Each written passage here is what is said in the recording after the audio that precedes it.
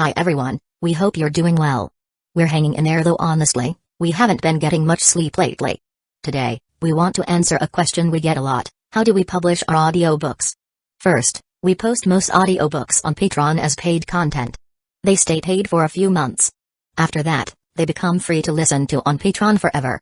A few weeks later, we post them on other places like YouTube, Facebook, and Twitter, X. Lately, things have been a bit slow in terms of new members. So we'd love your help. Please share our site with your friends or in places like Facebook groups, Twitter, X, Discord, Reddit, or novel forums. Even one share can really help us grow. Thanks so much for your support. He was usually respected as sensei, teacher, due to his excellent qualities and efficiency. He even had a legendary experience where he was once caught red-handed by a pursuing female police officer but ultimately turned the situation around and won. He was the existence who, in their hearts, had created the legend of the train god. However, he, who was usually calm no matter what unexpected situation arose, was now panicking. The video in Sosuke's hand was undeniable evidence. His position as a senior executive at a certain company meant that once exposed, his life would be over. Sensei? One of the veteran members was seeing their leader so distraught for the first time. It was only natural for him to be this way. Back then, the naive female police officer had no real evidence, so this seasoned veteran had plenty of ways to deal with her and deny his crimes. But today's opponent was completely different. He only needed to lift a finger to use the internet to destroy his entire life. As for the option of voluntarily surrendering as the other party suggested, that was completely out of the question. Looks like you've chosen to resist stubbornly, huh? Watching the group of people opposite him stirring restlessly, Kitahara Sosuke tilted his head and a bright smile appeared on his face. Just in case, he turned on the camera on his phone. Of course, the group of fools with their backs to his phone couldn't see the action he was taking. For Sosuke, since it was a public place, he had to be careful about the extent of his self-defense. Everyone attacked together. The first to move was the blonde-haired Soenagataike, and a few of the braver ones followed suit, rushing forward all at once. The guy opposite them might have incriminating evidence against them, so they couldn't hold back. Sigh. Kitahara Sosuke sighed helplessly, his face wearing a pair of dead fish eyes as he went to meet them. Relying on his excellent lineage and quickly absorbing the knowledge and skills he had learned from Sensei, Soenagataike had already become a respected second-in-command in this group. He was also a staunch supporter of the train god. However, his incompetence in certain areas was also rarely seen. Thump. The light-footed blonde-haired guy was pushed to the ground. Sosuke really didn't use much force. God knows why this guy, who was clearly in his energetic youth, was so weak. Then, a few seconds later, Sosuke, while glancing at an incoming call on his phone, very easily dealt with the group of people opposite him. As for the fighting process, there wasn't any. How could there be anything called a fight? For creatures in the natural world, the most direct and effective way to assess the difference in fighting power between two sides is to look at their size. Young males who have just ventured out into society wanting to defeat landlords who are larger than them will almost certainly fail unless they band together. Big equals strong. Humans are a bit special because, due to modern life, the difference between individuals who have mastered a certain level of combat skills and those who haven't is astonishingly large. However, fighting, when broken down, comes down to two things: speed and power. Youth fears age, but a flurry of punches can defeat a master. Power is the truth. Without the other side using weapons, Kitahara Sosuke, who had an overwhelming advantage in strength, didn't even need to use any techniques to deal with these people. Then, when the frantic female police officer who had received the report arrived at the station with her submissive follower, they were met with a very bizarre scene. Including the middle-aged man and Soenagataike, 5 people were obediently holding their hands behind their heads, facing the wall and squatting down. Kitahara Sosuke had shown these people some leniency and hadn't exposed their faces collectively, otherwise, this bizarre scene resembling performance art would definitely have caused a stir on Twitter. Although the current state of affairs was already bizarre enough, passers-by were already secretly taking pictures. This group was about to make their successful debut online. Are you alright? If you feel troubled, you can leave now. And no, Kotonoa lowered her head as she spoke, nervously clutching Sosuke's Kokoa in her arms, burying her in her chest. By the end, her voice was so soft that it was almost inaudible. Sosuke was leisurely chatting with Katsura Kotonoa beside him. Of course, to avoid unnecessary trouble, both of them were wearing disposable masks. Wow. This girl is really incredibly introverted. Kitahara Sosuke mused to himself. Of course, he knew about Katsura Kotonoa. After finally getting her name, Kitahara Sosuke instantly recalled everything about her. Katsura Kotonoa, the representative of Mo attributes like chainsaw, yandere, and darkening, and the term nice boat, which anyone with a slight understanding of anime subculture has probably heard, can also be said to have been created and popularized by this seemingly very introverted girl. It could be said that she was a legendary figure in anime history. Because of her outstanding appearance, she was bullied by female delinquents, and due to excessive pressure from her family, she didn't have time to make friends. She was betrayed countless times and suffered all sorts of misfortunes. However, she was originally just a pitiful girl. Although he hadn't bought her figures or posters, she probably wasn't one of Sosuke's wives. Kitahara Sosuke simply felt pity for her and hoped to comfort this girl with words. Helping her out this time was also a way for him to clear his mind. And this is really big. Chapter 20 Officer, over here. Sosuke waved casually at the two figures in the distance. I saw them, no need to remind me. You all stay put. The female police officer, with her mid-length bright yellow hair that looked like a failed perm and a somewhat disheveled appearance, quickly ran over, glaring fiercely at Sosuke. But the next moment, because of that overly conspicuous figure, she recognized him even while wearing a mask. Huh? Isn't this Sosuke-kun? Realizing who it was, the police officer slapped Sosuke hard on the back with her left hand, letting out a surprised sound. That looks pretty painful. The force was so great that her little follower shuddered, seemingly having suffered this kind of treatment many times before, but Sosuke didn't feel much. Slightly lowering his head, Kitahara Sosuke pulled down the corner of his mask to show his face and then let it go. Officer, you're as boisterous as ever. This was his heartfelt sentiment. The female detective's name was Makiko Ida. She used to be a small-time delinquent but chose to become a police officer after graduating high school. Therefore, although still young, she already had more than 3 years of work experience. Her chest was barely ample, her legs could barely be called beautiful even with stockings, and her looks could barely be called pretty. Well, people's average looks in this world were generally high. In short, that was the kind of person she was.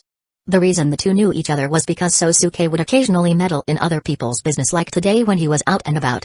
That time, he had also slightly helped this somewhat hot-tempered female police officer. Actually, Sosuke wasn't a very law-abiding citizen, otherwise, that well-ripened Hayato-kun wouldn't have been his to judge.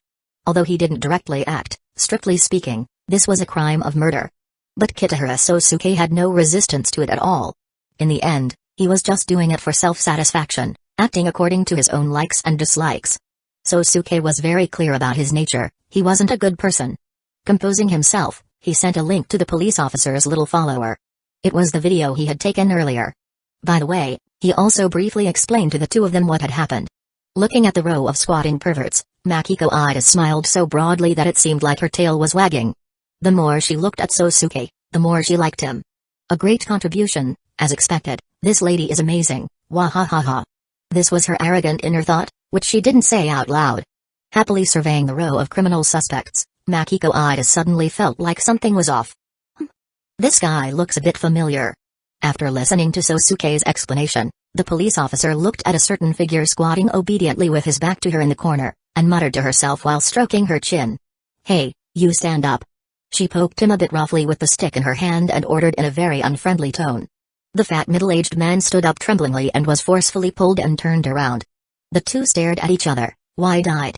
It really is you bastard. About half a second later, Makiko Ida confirmed the identity of the man, and she began to tremble with rage. Even though she had caught him red-handed, he stubbornly refused to confess, leaving her with no way to prove his guilt. It was because of this guy that she had made a fool of herself in front of her old boss. Now, seeing his face again. Bang. The string of rationality in her mind snapped. You bastard, I'm going to kill you. Makiko Ida roared, extending her two claws and about to attack recklessly.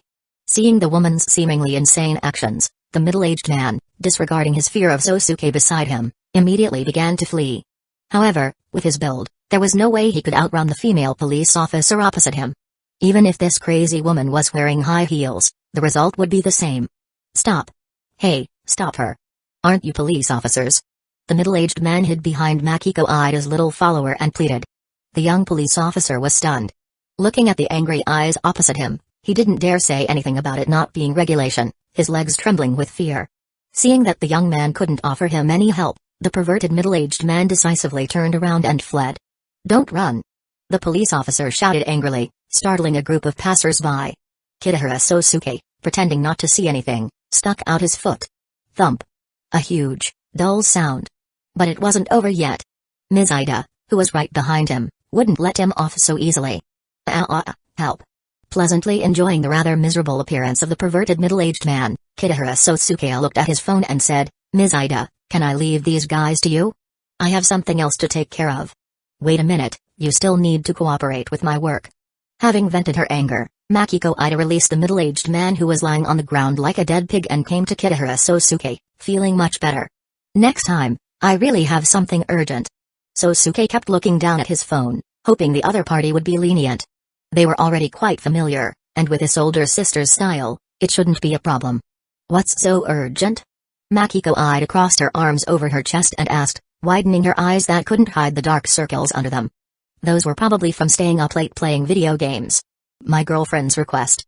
Kitahara Sosuke's lips curled into a slight smile as he replied. He has a girlfriend? Kotonoe, who had been keeping her head down, pretending to look at Kokoa in her arms but couldn't help shyly peeking at their conversation, was greatly shocked. Go explode, Uriajiulu. Makiko Ida's expression became extremely unpleasant. Her former companions who used to hang out together had all gotten boyfriends one after another, some had even put on wedding dresses and entered the halls of marriage. Ms. Ida, who still had no suitor, greatly disliked these people. Just kidding, I'm still single. I really want a girlfriend. Sosuke just said it casually and didn't expect such a big reaction from the other party, so he quickly clarified. That's great. Kotonoe's lost eyes flickered with a spark of hope again, and she couldn't help clenching her fist in her heart to cheer herself up. Having finished explaining, Sosuke planned to leave just like that. Dealing with those perverts hadn't taken much time, but he still decided to immediately take a taxi to get there. He gave the police officer one last instruction. Oh right, officer, please take care of the girl over there. Her family will come to pick her up later. Don't worry, it's nothing. Makiko Ida's high-heeled foot stepped on the perverted middle-aged man's body, causing a slightly subtle expression mixed with pain to appear on his face. Then I'm leaving, bye-bye Sosuke said, giving Kotonoe a farewell smile as well. He couldn't wait to go to his wife's place. Goodbye. Katsura Kotonoe only dared to raise her head after Sosuke left and said softly. Naturally, her target hadn't heard anything. Speaking of which, did I forget something? Kitahara Sosuke, in the taxi, looked at his empty hands and thought inexplicably. Meow. Having gotten used to those two hateful lumps of fat and no longer being suffocated, Kokoa woke up from her nap and let out a big cat yawn. Chapter 21. Taking a roundabout route in the taxi, Sosuke's destination was the front of a coffee shop near the school. Just as he was about to enter, a woman who had been holding a broom and looking down, seemingly dozing off, suddenly looked up and stared at Sosuke with a confused expression. Welcome. Sosuke-kun. Upon recognizing him, her voice seemed to wake up a little. Have you grown taller again? The waitress came forward, standing on her tiptoes to pat Sosuke's shoulder. She wore a pink apron, and her long orange hair was tied back in a ponytail that reached her waist. She was a gentle, young, and beautiful woman. Sosuke didn't know if she was married, but he'd heard from regular customers that she was supposed to be over 30. Ahaha. Hello. Kitahara Sosuke greeted her with a slightly awkward smile. He felt uneasy because the way she addressed him reminded him of his own mother. Moreover, they were of the same type, and her presence made him feel strangely uneasy. The reason they knew each other was that Sosuke had often visited private Toei Agasaki Academy during the holidays for preparatory work, specifically, gathering information. He had eaten here quite a few times, so he was quite familiar with the place. Are you going to eat something? Sosuke-kun, you haven't been around lately, so you probably don't know, but we have a new cake. It's really delicious. The waitress smiled sweetly as she recommended her new creation. Then, after thinking for a moment, as if boasting, she tilted her head slightly and added, it emits rainbow-colored light. It's really delicious and no, not this time. I'm here to find. There. Sosuke had initially been about to agree, but upon hearing the last line, he twitched his lips slightly and politely declined, noticing the waitress's regretful expression. He glanced through the transparent glass into the shop, and fortunately, he spotted his target. That table's customer. The waitress looked in the same direction. Then, as if recalling something, a slightly troubled expression appeared on her face. What's wrong, Miss Sani? Sosuke, seeing her strange look, didn't rush into the shop but stayed put, patiently asking. The woman rested her chin on one hand, thought for a moment, and then quickly returned to her usual gentle smile. She walked behind Sosuke and affectionately patted his back. Nothing. Well, anyway, good luck, Sosuke-kun. Thank you. Sosuke didn't fully understand what she meant, but he thanked her politely. You young people these days. Sani sighed softly, glancing at the situation inside the shop. It was because Tomoyaki had been making too much noise earlier, disturbing the other customers, which had caused her to feel slightly dissatisfied. With her rich life experience, she could tell the relationship between the boy with glasses and the two beautiful girls at that table. So, she biasedly decided to support Sosuke. Inside the coffee shop, the drinks in the 4 cups had long gone cold, and the other 3 people besides Megumi Kato were becoming impatient. Especially since the two had had a strange phone call earlier, the vague content of which left the others with an unfavorable impression of the person they were waiting for. It's too slow, Tomoya. How much longer is Kitahara going to make us wait? Ayuri Spencer Sawamura leaned her forearms on the table, glaring across, expressing her dissatisfaction. Because Kitahara-kun has his own things to do, Sawamura-san. Megumi Kato, who had been staring at her phone, lifted her gaze and replied calmly. Speaking of which, could that person be a delinquent? Upon hearing Megumi's words, Ayuri not only didn't feel reassured but also thought back to the phone call earlier. Her expression became strange. It wasn't surprising she might think that way, as the voice on the other end had sounded like an unfriendly exchange. Many girls her age, either due to vanity or curiosity, were drawn to the delinquent type, but most, including Ayuri, disliked associating with people who cause trouble for others. No, Kitahara-kun's grades are very good.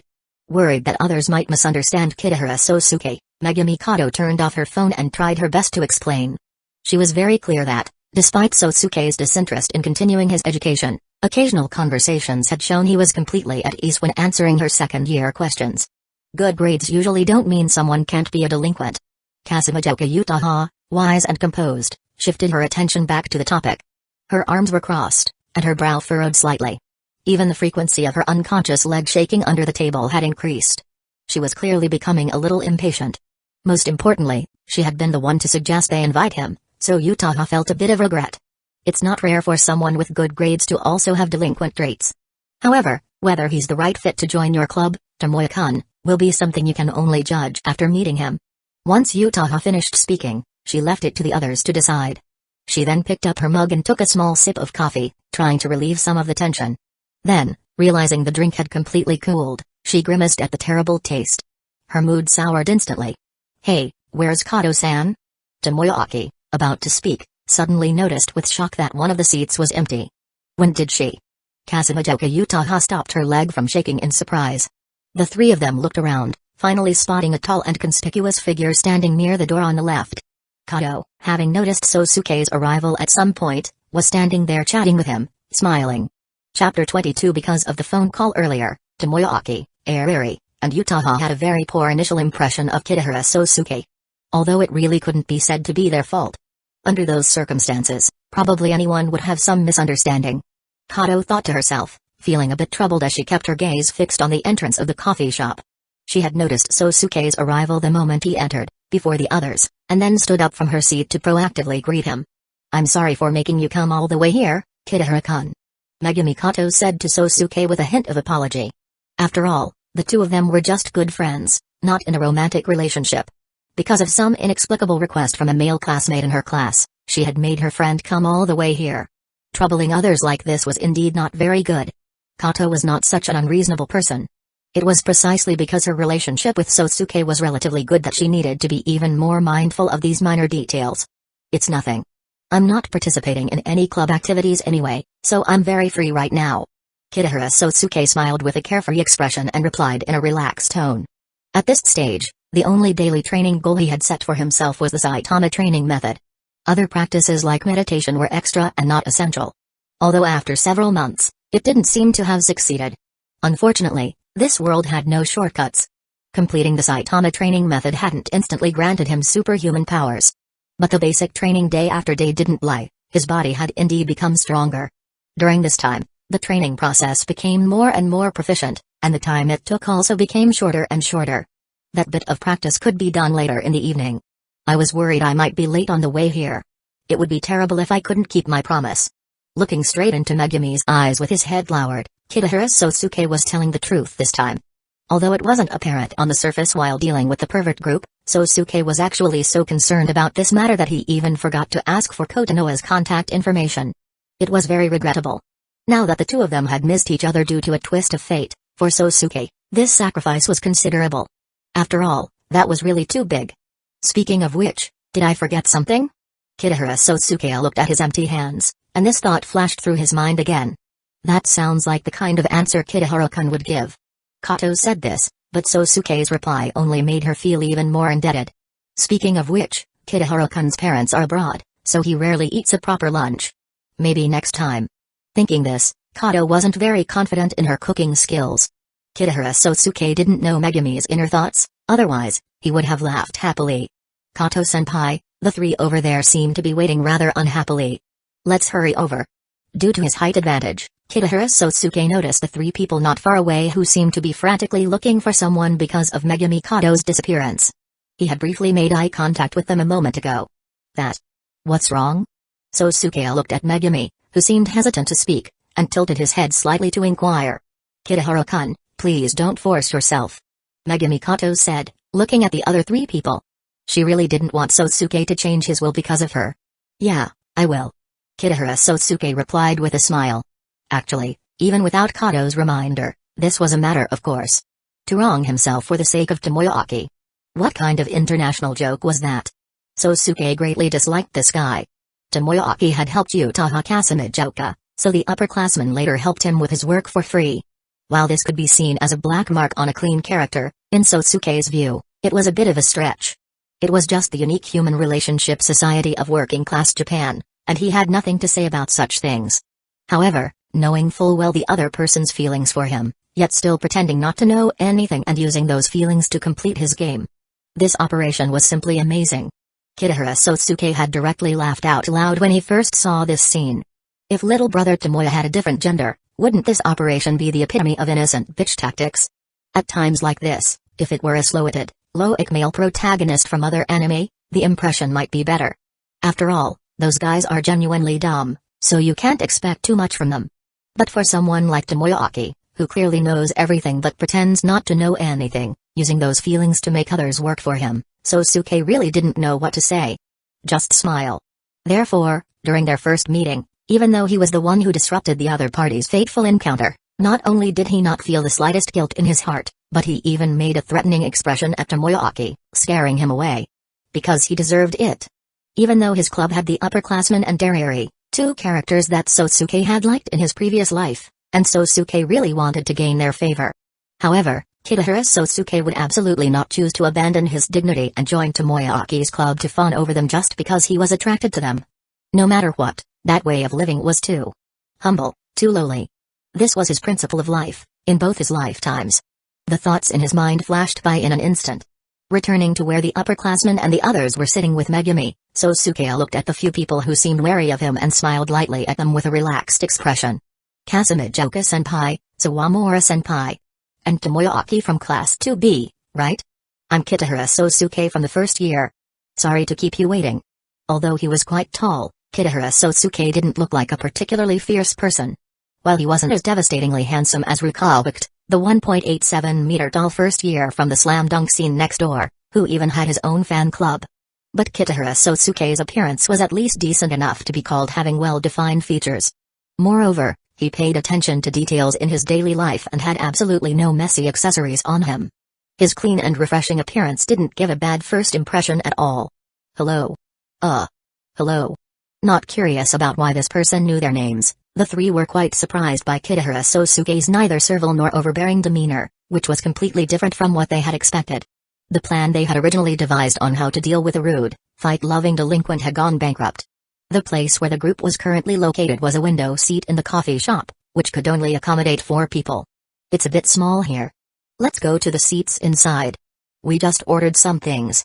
Kitahara Sosuke said with a smile, looking at the three and proactively inviting them. Chapter 23. The seats near the corner could accommodate 6 people. Kitahara Sosuke sat near the aisle, directly opposite Tomoyaki, with the quiet Kato Megami sitting next to him.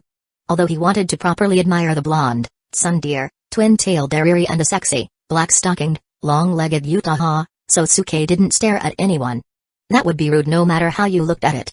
The group exchanged a few more polite but meaningless pleasantries. During this time, a young waitress brought over hot drinks and food. What's this? Melon pan?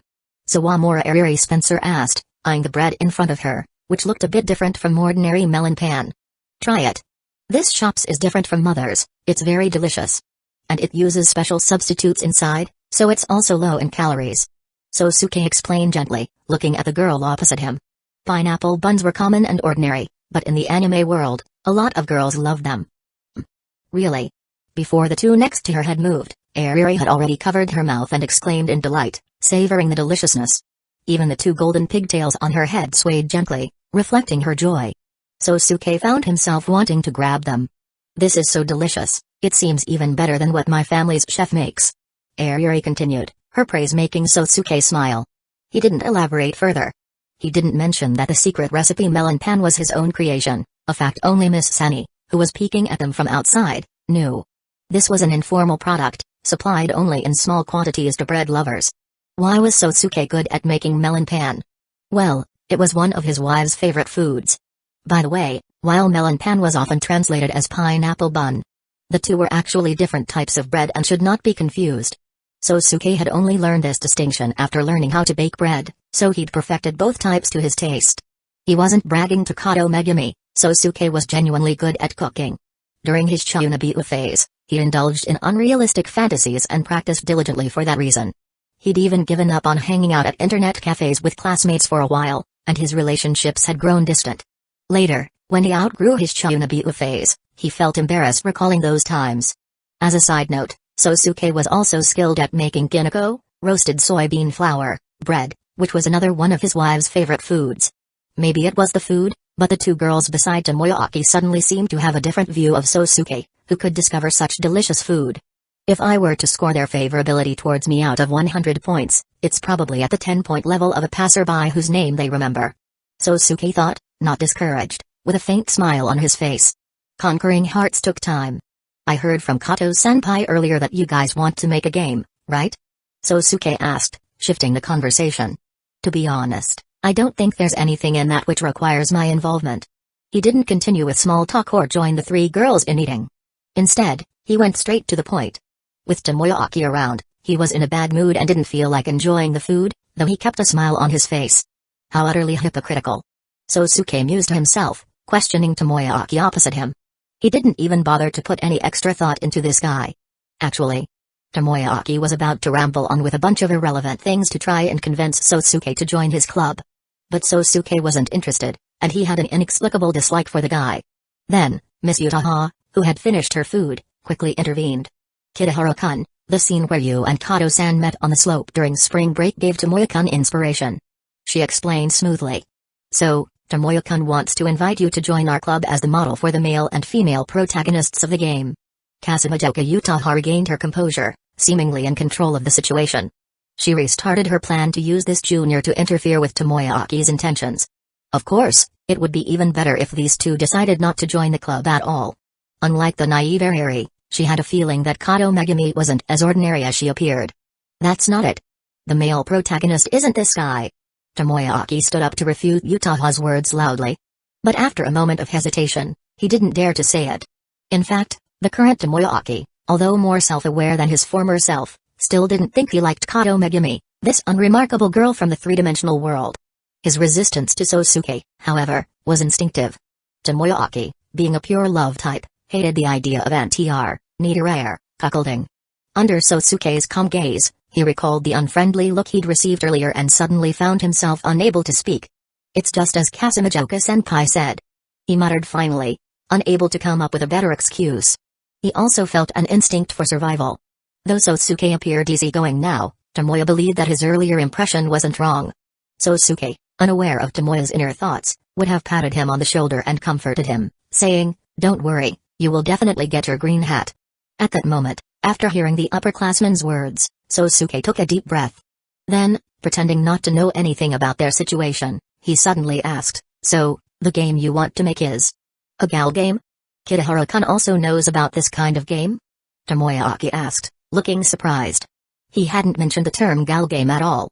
Sosuke didn't seem like the type to play Bishujo games, and Tomoya found it hard to imagine this tall, sturdy guy sitting in his room playing a game about beautiful girls. Sosuke's response was calm. "I'm somewhat familiar with it, Though of course, I'm definitely not as knowledgeable as Aki-kun. He was telling the truth. Tomoyaki's otaku level was probably such that if there were a competition in Akihabara, he could definitely place in the top 3. Sosuke's knowledge of this field was still lacking. What he needed to do now was break the impression others had of him. Let's start by making this kid think he's on their side. Sosuke thought as he raised his cup and took a sip of black tea, placing it back on the table with a soft sound. Then, casually glancing at Ariri sitting opposite him, he plotted his next move. Chapter 24. Upon first hearing that Kitahara Sosuke was one of their own kind, Kato Megumi didn't have much of a reaction, but the others, more or less, developed a bit of interest in the person in front of them. This was probably the so-called sense of belonging that otaku feel for each other due to shared hobbies. However, they couldn't let their guard down yet. Tomoyaki and Ariri, these two veteran hardcore otaku, went without saying. But Kasumijoka Utaha was a master who could casually throw out anime references from unknown ancient times with just a few words. So, they had to deal with him carefully.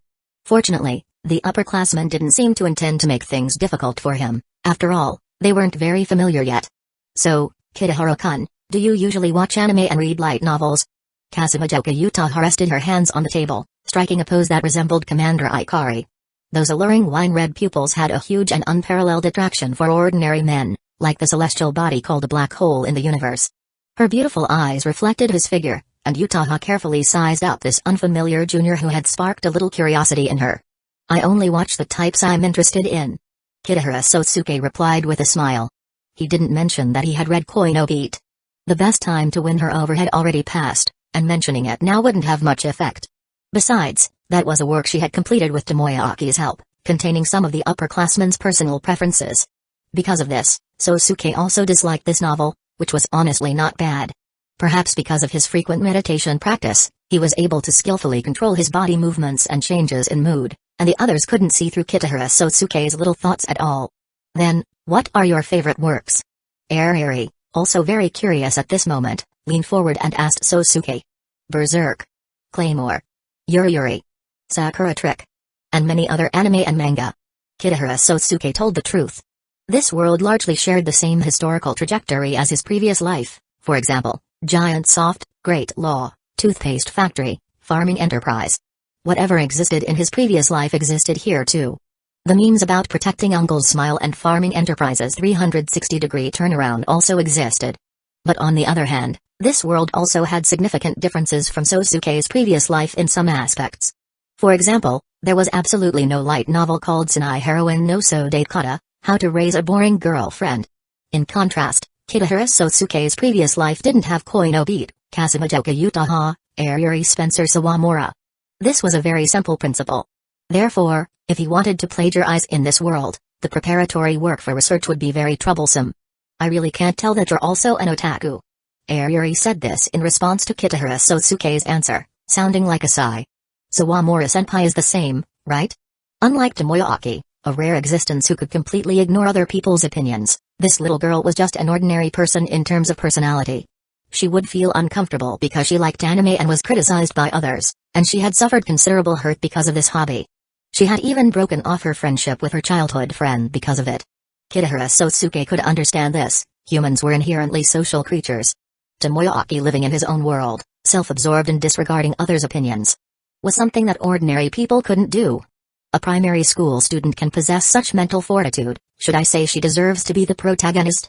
Speaking of which, what was I doing back then? Going to a bunch of cram schools every day and staying up until midnight doing homework. I really envy those bastards with childhood friends. Kitahara Sosuke thought wildly in his heart, but his face remained completely unchanged. He felt that he had reached a new level of hypocrisy. Anime, in the end, is just a very ordinary hobby. I don't think there's anything special about it. Kitahara Sosuke smiled and casually answered the blonde girl's question. He wasn't trying to persuade her of anything, he genuinely felt that way. After a pause, Kitahara Sosuke continued to share his views with the others.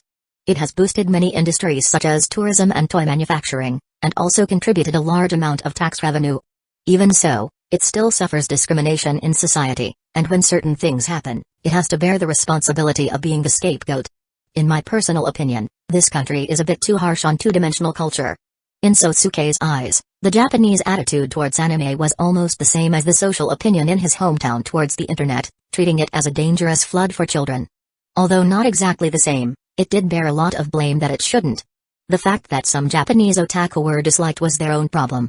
Even if these people had other hobbies, the result would be just as bad. There were many young people in the neighboring countries who liked anime, but he hadn't heard of many extreme hikikomori, socially withdrawn, groups like the Japanese otaku. Blaming all these responsibilities on anime was clearly not very accurate. That's right. Those guys are clearly just looking for excuses for their own mistakes. It's not anime's fault, it's those guys themselves. Kitahara Sosuke's words unexpectedly gained Tomoyaki's approval. He suddenly became excited and started shouting again. Kitahara Sosuke was non-committal about Tomoyaki's words. Well, whether what this guy said was right or wrong, he actually just found this person really annoying. Too noisy, couldn't he see? The other customers were all looking over here. He had no awareness of being in a public place at all, causing trouble for others. It's because there are terrible otaku like you that otaku are misunderstood by everyone. Sosuke sighed inwardly. Have you ever been to the other country, Aki-kun? Kitahara Sosuke suddenly threw a completely unrelated question at the bespectacled otaku in front of him. No, is there a problem? Tomoyaki replied, baffled. Kitahara Sosuke didn't answer immediately.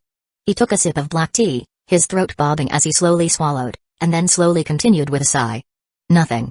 It's just that, as far as I know, the tolerance for anime among young people in the place across the sea is much higher than in the country we're standing on. Because he had an older cousin who liked watching anime, Kitahara Sosuke had been exposed to anime very early in his previous life. He had almost watched bit by bit how the so-called two-dimensional culture had gradually moved from something extremely niche to the mainstream public's view. It wasn't just works that were hugely popular worldwide like Attack on Titan and Death Note. Once, Sosuke saw him actively displayed on the computer screen of a male normie friend who supposedly didn't watch anime at all. Also, for example, during a casual chat at a company dinner shortly after his university graduation, he discovered that many of the married older sisters around him actually were all loyal fans of Natsume and Nyanko-sensei. Chapter 25 Kitahara Sosuke's casual remarks somewhat broadened Tomoyaki's horizons and earned him a bit of goodwill from the guy. Though Sosuke wasn't particularly interested in making any connections, he didn't mind indulging Tomoya's curiosity for now. It wasn't like he was going to suddenly give him a brutal lesson, as he had with Hayato-kun, after all. Kitahara Sosuke was a reasonable person. Besides, he could pretend he was speaking to his upperclassman and Arieri, who seemed genuinely interested, and Megumi, who was trying to listen but seemed mostly uninterested. Utaha Kasamijoka, being a writer, had more knowledge than the others, but she was still just a high school student, limited by Japan's small, insular bubble. Sosuke, on the other hand, had the advantage of future knowledge, seeing the global scene from a clearer perspective. And so, in front of the very interested Tomoya and Utaha, the puzzled but intrigued Arieri, and the mildly disinterested Megumi, Sosuke gave what he called an analysis of Japan's existing anime industry, though it was actually a spoiler-filled performance. His reasoning and evidence-based approach made it feel reliable without being boastful. Sosuke also took a moment to praise his hometown. It wasn't a meaningless display of superiority, but more of a reflection of reality. He knew from his future knowledge that Japan's domestic market was limited. In his time, industry giants like Shinkai Makoto had already started to flock to mainland China for promotion. He hadn't considered plagiarism or making manga himself.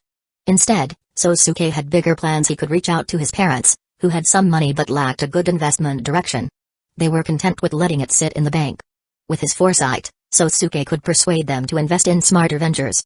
After all, he was their only child, and they had always doted on him. Given their harmonious family dynamic, persuading them wouldn't be too hard. Sosuke figured once he made a name for himself, persuading his parents would be easy. Whether they invested in stocks, real estate, or the internet didn't matter. He would make his fortune using his knowledge of the future, then funnel money into conscientious production companies like Kyoto Animation and Bones. He'd help them create the kind of anime he liked, and help get rid of poorly executed adaptations like Isekai High School Student. He would finally be able to support excellent anime works that had been cut short or underfunded, like Data Live or the Ultra N Project, for example. The plan was clear: once he made enough money, he would start supporting quality anime creators, helping them thrive, and making the industry better. But these were just metaphors for his real ambition. Capital might not be omnipotent, but small amounts of money were indispensable in the anime industry. One person could only do so much. Even if he created phenomenal works, it wouldn't be enough to completely change the industry. After all, anime creators chase their dreams, but they also need to support their families. The exploitation of animators in Japan, something even Sosuke couldn't ignore, was unbearable. Let's set the time for the next Mid-Autumn Festival. Sosuke said, taking a leisurely sip of his black tea. I need to talk with Mom and Dad. Sosuke wasn't interested in business or politics. But given the realities around him, it was better to start planning early. His parents could use his foresight to succeed, and he could live a comfortable life as their well-cared-for heir. After all, as a minor, he was shielded by the law in many ways, but that also made certain matters inconvenient. To protect his loved ones, Sosuke knew he needed capital to ensure their security. Sosuke looked at Megumi Kato, who had been listening silently beside him. A tender glint appeared in his eyes as he spoke. Sorry, Kato. I know this might not be something you're interested in. It's okay. I didn't quite understand everything, but it was interesting. I feel like I understand you a little better now, Kitahara-kun. Megumi smiled gently, her words making Sosuke's heart warm. She decided to try watching the anime Sosuke had mentioned, perhaps hoping to understand him better. The smile was captured in Sosuke's mind, an image that would remain with him. That's right. Utaha Kazamijoka added from the other side, her mood clearly lifted. She swung her legs lightly, hands folded in front of her chest, drawing attention to her figure. I didn't expect someone like Kitahara-kun, who looks like an athlete, to have such unique insights. Thank you. Sosuke replied. Also. Utaha continued with a teasing smile, if you could drop the unexpectedly, I'd be even happier. Sosuke chuckled and joked with her playfully, before turning his attention to Tomoya. With a confident smile, he spoke up. Getting back to the main topic. Aki, since you're planning to make a game, you should at least have a rough plan, right? Can you share it with us in detail? Although Sosuke already knew that Tomoya would probably have no solid plan to present, he smiled expectantly, pretending to be eager to hear it. Chapter 26. In the corner of the coffee shop, Kitahara Sosuke gently massaged his temples with his 2 index fingers. He was truly speechless at Tomoya Aki's proposal. Even Ariri and Utaha, who should have been on the opposite side, felt embarrassed for Tomoya. Although in the anime, the two were either tsundere or sharp-tongued, Sosuke wasn't Megumi Kato, a suspected rival, but just a stranger they had only known for a short time. Moreover, Sosuke hadn't made any major blunders in their interactions so far. The two girls were also very well-mannered and could only helplessly shake their heads at Tomoya in their hearts. So, this is your game proposal. Kitahara Sosuke opened a crumpled piece of paper with both hands, slowly, as if reading a death sentence. The creases on it weren't from him rubbing it, but because the two girls had thrown this thing away as trash before, and Tomoya Aki had picked it up again. It's a great proposal, right? The male protagonist and the female protagonist, a fateful encounter, a classic development. Tomoya Aki didn't know if he genuinely didn't feel anything or was deliberately playing dumb, acting like he was brainwashing himself, saying things that probably even he didn't believe. Kitahara Sosuke didn't answer but stared straight at this guy. Tomoya Aki didn't show the slightest intention of blushing. Sosuke thought it was probably the latter. After all, although this person wasn't very smart and didn't have the creative talent of the upperclassmen and Ariri, and had even failed his college entrance exams in the novel and had to retake a year, he had the ability to manipulate several excellent girls in the palm of his hand. That was, in any case, quite scheming, not just an ordinary dumb, slow-witted male protagonist from anime. However, even though he had been fully mentally prepared, the shamelessness of this guy still far exceeded Sosuke's imagination. He strongly suspected that this thing in his hand was something the other party had casually written out in 10 minutes after playing for a week. Perhaps even shorter, less than 10 minutes wasn't impossible. Just to make sure you understood me, I'll ask you again, Aki-kun, do you really have no other preparations? Kitahara Sosuke appropriately put away the smile he had been maintaining. At this time, it was time to show a more serious expression. No. Sensing the change in the other party's attitude, Tomoya Aki began to stammer under Sosuke's pressure. Thick-skinned. You've confidently uttered a rather shameless answer, Tomoya-kun. A merciless double-barreled sharp-tongued attack from Ariri and Utaha. Tomoya Aki immediately lowered his head like a withered eggplant. However, looking at his greatly discouraged appearance, Sosuke wasn't particularly smug. This kind of sharp tongue was a treatment that only close people could enjoy. In a sense, he couldn't even get it now. Crap, thinking about it this way, Kitahara Sosuke felt a bit sour again. At the same time, Tomoya Aki raised his head and perked up again, giving Utaha Kazamijoka a pitiful look. This should be enough, right? The rest can be left to Senpai's script. Does this mean that Tomoya-kun chose me over Sawamura-san? The upperclassman's words left Tomoya Aki speechless. Utaha Kazamijoka. Ariri let out a cat-like hiss of anger. Then, she and the upperclassmen engaged in another routine argument. Although the result of each argument was Ariri's inevitable defeat, without a doubt. Otaku Ariri was just a genshin artist. Asking her to defeat a novelist in a verbal battle was indeed making things difficult for her. Tomoya on the other side remained silent, clearly knowing that he couldn't make a choice between the two of them at this time. The continuation of this club was because the two had expectations for him, and if he made a choice, the club would likely fall apart. This was something that Tomoya, who wanted the two to help him create his ideal game, found difficult to accept. Ignoring the few people opposite him, Sosuke was now quietly chatting with Miss Kato beside him. "Kitahara-kun, is there a problem with Aki-kun's proposal?" Miss Kato was watching the drama unfolding among the few people like an observer at this time. "Well, how should I put it? It's basically equivalent to nothing."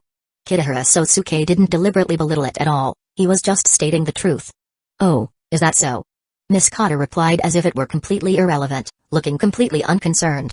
Her words were very keenly picked up by the person involved on the opposite side. "Isn't that a bit too much to say? That dreamlike encounter on the slope with cherry blossom petals falling, as the people involved, didn't you smell the scent of destiny from those words?" Ignoring the disgruntled looks of the other patrons in the cafe, Tomoyaki stood up very abruptly, slamming his hands on the table and shouting loudly. Sosuke's words were equivalent to denying his mo. So of course, he was agitated. "But I actually don't really believe in love at first sight. My principle is that feelings grow over time." Kitahara Sosuke stated his own views very honestly. In his opinion, all love at first sight was just being attracted to someone's appearance, a simple desire to engage in biological mating behavior with them. In this regard, Sosuke himself was the same. He was just a functionally normal person with the desires that male creatures in nature were born with, nothing more. Among the girls sitting here, just looking at appearances, the one he liked most, or rather, the one that most caught his eye, was indeed Utaha Kasumajoka. Even Miss Kato's long-haired goddess image didn't particularly strike Sosuke's mo points in terms of appearance. Sosuke had photos of Miss Kato on his phone, and using his not-bad Photoshop skills, he had slightly appreciated her long-haired look. Although long-haired Miss Kato was also very cute, there was always a feeling of overlapping with the upperclassman's character attributes, but without being able to completely surpass them. After all, that was a combination of red eyes, beauty marks, and black stockings. In Miss Kato, Sosuke actually preferred her short-haired mode. That poker-faced demeanor as the straight man. In the daily interactions of getting along day by day, it could occasionally make him smile knowingly, and he genuinely felt that this girl was really cute. In Sosuke's heart, Megumi Kato wasn't very suitable as a lover, but she was very suitable as a wife. Also, there was one more thing. Kitahara Sosuke really wanted to see the usually faint expressioned, always indifferent girl have a character breakdown. He wanted to see that cute, saintly face show a shy expression that would absolutely never appear normally because of him. How exciting. By the way, as for a certain blonde loser, forcefully grabbing those twin tails and bullying her until she cried had a great attraction for Sosuke. But what he really wanted to do was to bully Ariri in various ways, watching her get frustrated. Ariri's emojis were just too funny. However, all of this was predicated on completely and thoroughly putting the green hat on little brother Tomoya. After all, he had previously been a completely unfamiliar male to the upperclassmen and Ariri, with whom he had had no interaction. From such a standpoint, suddenly starting to give pointers on other people's emotional entanglements would look rather abrupt no matter how you looked at it. Not to mention whether others would believe him, Sosuke also had no way to explain how he knew what had happened between the three of them. That's why he had engaged in a bunch of nonsense with Tomoyaki, a guy he didn't like. At least to make both sides a little familiar, so it would be easier for him to take the opportunity to stir things up. So, the key is how to grasp this balance next. Looking at the noisy upperclassmen and Ariri opposite him, Sosuke's attention focused on the uniforms of several familiar high school students in the next seat not far away, whom he had been paying attention to since entering the door, and a strange smile appeared on his face.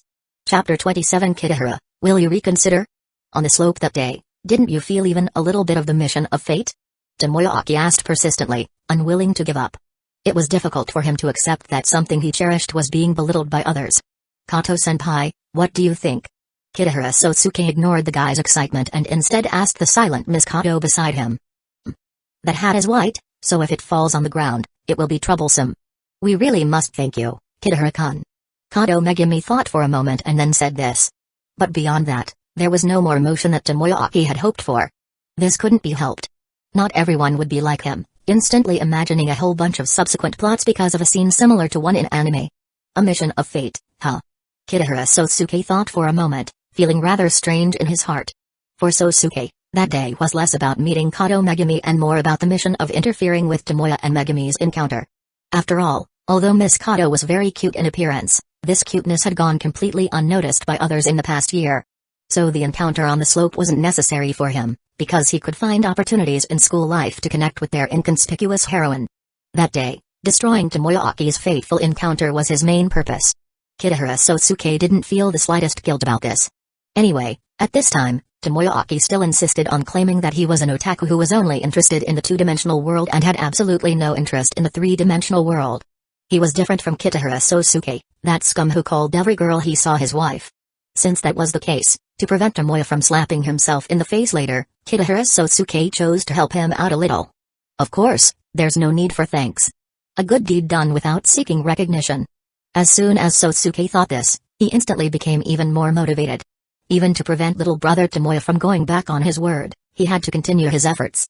Clearing his throat lightly, Kitahara Sosuke thought for a moment, then inexplicably stared at Ms. Kato for a while, and then, under Tomoyaaki's expectant gaze, continued to say, I think Kato-senpai is a very easy person to get along with in daily life.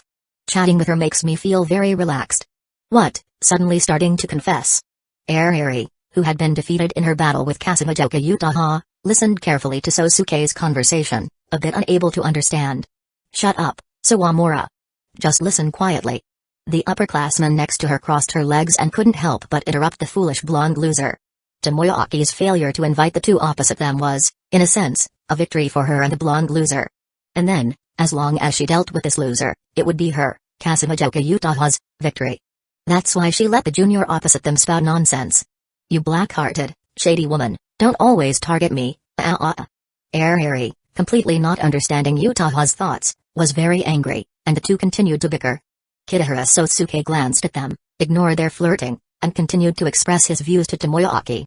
To make friends, you must find people you get along with. I think that's the most crucial point. As for the reason for the first meeting, it's not that important. No matter the place or reason for meeting, even if the two sides hold different positions, if they are two people destined to be together, they will definitely be able to become true friends. Speaking of this, Sosuke inexplicably thought of Akaya Madara and Senju Hashirama. He quickly shook his head, throwing these bromance pairs out of his mind. Then he added, in a sense, I'm probably in the childhood friend faction. Eri's two pigtails instantly twitched as if electrocuted. This guy is a comrade. The look in Otaku Eri's eyes towards Sosuke instantly gained a lot of goodwill. That blonde idiot. Kasumijoka Utaha couldn't help but sigh inwardly, seeing at a glance what Eri was thinking at this moment. Kitahara Sosuke ignored Eri's increased favorability and continued speaking to himself. Anyway, Aki. Why yes. Although he was theoretically a senior, Tomoyaaki couldn't really stand up to the person in front of him. He hadn't forgotten the man's scream in that phone call earlier. This seemingly easygoing junior was definitely not a pushover. My meeting with Kato-senpai is not something you need to consider right now. Sosuke sorted through his thoughts and said word by word. Let's get straight to the conclusion. From this thing that I'll tentatively call a proposal, I can't see that you're taking this game seriously at all. Sosuke was telling the truth, there was no need to lie or exaggerate. But it was precisely because it was the plain truth that Tomoyaaki himself actually understood that it was even more hurtful. How could that be? The dead thief opposite him instantly turned grayscale, just like in anime. Consistent viewpoint. An unceremonious comment from the upperclassman. Did you hear that, Tomoya? It's only natural that you get this result for flaunting that kind of trash around. This was a blow from the childhood friend. However, before Eri could say anything more, Kitahara Sosuke surprisingly started praising the others instead. But that doesn't mean I'm not optimistic about you. On the contrary, I firmly believe that your game can sell very well. As expected, you understand, Kitahara. Although Tomoyaaki didn't know why Sosuke would say this, he suddenly raised his head, looking at Sosuke as if he had found a confidant. But Kitahara Sosuke's meaning was completely different from what he imagined. Eri Spencer Sawamura represents the industry's top-notch CG illustration and character design. Even if the script is trash, it's enough for the otaku to obediently fork over their money. Sosuke said this abruptly, looking at Eri. Eri was taken aback because in her memory, Sosuke shouldn't have known her hidden Genshai artist identity yet. But it wasn't over. Sosuke immediately turned his head towards Kasumijoka Utaha.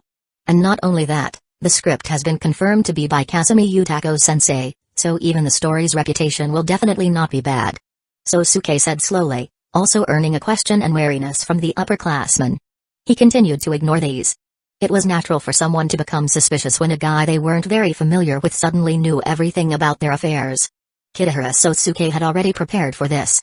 He turned his head, his gaze becoming sharp. Sawamura-senpai and Kasumijoka-senpai are talented people. Either one of them can turn a mediocre game into something magical. But I really don't understand what Mai and Kato's roles are. To self-study to become programmers? And, Aki, what is your role? Sosuke asked the bespectacled otaku opposite him word by word, his face expressionless. Chapter 28 The main components of game production are nothing more than planning, script, art, music, and programming. The programming part is easy to solve. After all, the gal game we want to make is essentially just an electronic novel. Kitahara Sosuke had learned the basics of using Unity in his previous life during his college years when he had some free time. If it was just an ordinary 2D side-scrolling game, he could manage that job. Even if he had to relearn a new game engine, it would only take a few months at most to reach the level needed to create a gal game. As for the script, Kasumi Yutako-sensei can handle that task very well. Sosuke himself could manage the script if needed. Although his abilities had waned over time, he had still experienced countless battles in his past life. While his writing might not be as polished as the top student in the grade, he possessed a creativity that Utaha Kasumijoka lacked. If the story was engaging, it was hard to say who would come out on top if they competed. As for CG and character design, with Arari Spencer Sawamura-sensei on board, there's no need to worry. Drawing was the area where Sosuke felt completely helpless. He had no knowledge or foundation in it. If he wanted to make a game, he'd have to outsource the artwork. For music, since he wasn't the protagonist with a childhood friend whose cousin happened to be a talented musician, Sosuke could resort to free materials or hire someone to perform. Alternatively, he could purchase classical music with an expired copyright, as often seen in BGM for games like Bishujo Mangekyu. But Aki, the task you assigned yourself is game planning. Let me be blunt, you're not putting your heart into it. You're not qualified. I absolutely cannot agree with you. So far, Kitahara Sosuke's criticism of Tomoya Aki had been purely professional. It was unnecessary to mix in personal feelings. Tomoya couldn't even complete the planning work he had assigned himself. As for the small amount of money he earned from part-time work, well, anyone present could contribute that. Objectively speaking, this was the truth. Kitahara-kun, you're being a bit harsh, said Utaha Kasumijoka, clearly not wanting to collaborate with another woman as the heroine but not wanting to crush Tomoya's dreams either. She had her own little plans. It's okay, Utaha-senpai. After all, Kitahara is also a member of our club. Tomoya Aki said, attempting to smooth things over, but his instincts told him danger was brewing. No, I'm not a member of your club. Sosuke immediately clarified. He then turned to the girl quietly sitting beside him, speaking with sincerity, and, Kato, I hope you don't join their club either. Kitahara-kun must have his reasons for saying that, right? Megumi Kato replied calmly, clearly trusting Sosuke more than Tomoya. There is indeed something I need to say. Sosuke began, focusing on Tomoya Aki. He wasn't about to let this guy off easily. Even without the upperclassmen and Dariri present, he had every intention of making things difficult for Tomoya. Sosuke despised his behavior, and some things had to be clarified to put his mind at ease. If Tomoya wanted to build a harem, he could do so. As long as he didn't play with people's emotions and avoid the responsibilities, Sosuke wouldn't be so annoyed. Polygamy was still practiced in some countries even in the 21st century, and it didn't necessarily violate laws or morals. If Tomoya wanted a single heroine, that was fine. Ending things early would spare everyone from unnecessary delays. Being single, without a heroine, was even better. It was none of anyone's business as long as there was no intention of having children, and no one would care about a small difference in gender ratio. But what Sosuke couldn't stand was Tomoya's behavior, knowing full well how the other person felt yet pretending not to know, using others to do his dirty work. That was simply disgusting. Sosuke had expected Utaha's support for Tomoya. After all, he had helped her in her most critical moments, but that didn't make it easier to stomach. Turning to the blonde idiot, Sosuke asked, Sawamura-san, judging from your reaction, you're Aki's childhood friend, right? I guessed correctly, didn't I? Based on your reaction, I'm assuming it's the kind of friendship with shared secrets and deep bonds, right? Sosuke scrutinized the now flustered Ariri Spencer Sawamura, causing her to falter under his gaze. I didn't purposely hide that fact. But how did you guess that I'm Ariri Spencer Sawamura? Ariri suddenly realized the oversight, her hands slapping the table in surprise. Sosuke remained unmoved. He had already thought of an excuse. Sawamura, I'm somewhat of an anime enthusiast myself. How could I not recognize the art of Ariri Spencer Sawamura? In truth, Sosuke knew Ariri's identity from his previous life, but her art style was so unique and eye-catching that even without his memories, he would have been able to recognize her work. Her art was renowned even among students, and it was impossible not to notice. Ariri, still holding on to her pride, stubbornly retorted, "Fine, I admit I'm Ariri Spencer Sawamura, but this is between me and Tomoya. It has absolutely nothing to do with you." Her voice was tinged with frustration. Sosuke ignored her and turned his attention to the more perceptive, black-haired Tomoyaki. So, Sawamura-senpai is the childhood friend, and Kasumijoka-senpai is the girl who suddenly appeared. Unlike Ariri, who had kept her secret identity hidden, Utaha had attended autograph sessions, making her more publicly known. Sosuke didn't feel the need to ask further, as he wasn't in the mood to probe into this world's version of her. It's not very convenient for an outsider like me to say this, but the entire process of making this game feels off. Sosuke continued, crossing his arms over his chest. It's not just Aki, but Sawamura and Kasumijoka too. The purity of your intentions is too low. He leaned back in his chair, delivering his blunt evaluation, unbothered by their reactions. Chapter 29. With Kitahara Sosuke's words, the air seemed to solidify, becoming even tenser. A group of girls in Toyogasaki school uniforms sitting not far away occasionally turned their heads this way secretly, whispering something. Purity is too low. What do you mean, Kitahara? Tomoyaki was suppressed by this momentum, his throat bobbing with difficulty. I said you're not pure enough. Kitahara Sosuke's face was cold and expressionless, not revealing a trace of emotion. One of the results of trying to meditate in various noisy environments was that he could maintain a deadpan expression no matter how extreme the situation, making it completely impossible for others to guess his thoughts. Aki, you keep saying you want to make your ideal game, but you can't even produce a proposal that's somewhat passable. To make his words more convincing, Sosuke picked up the trash proposal in his hand again and waved it in front of him, constantly reminding this guy of the stupid things he had done. This was the task you assigned yourself, completely failing grade. Placing the crumpled paper on the table, his dead fish eyes then turned to the other two. Sawamura and Kasumijoka-senpai, the two of you are also not pure enough. Sosuke turned his spearhead towards the other two, criticizing them without showing any leniency due to his goodwill towards them. What nonsense are you spouting? Ariri didn't seem to understand Sosuke's meaning, but the upperclassman next to her clearly did. Sosuke didn't continue explaining to the otaku Ariri, who still hadn't understood the situation, but directly continued to Tomoyaki. Aki, you're different from the slow-witted male protagonists in gal games, you're a smart person. What their purpose is in joining your club, you are actually very clear about it, right? Sosuke didn't want to continue wasting his precious time on other people's youth love stories.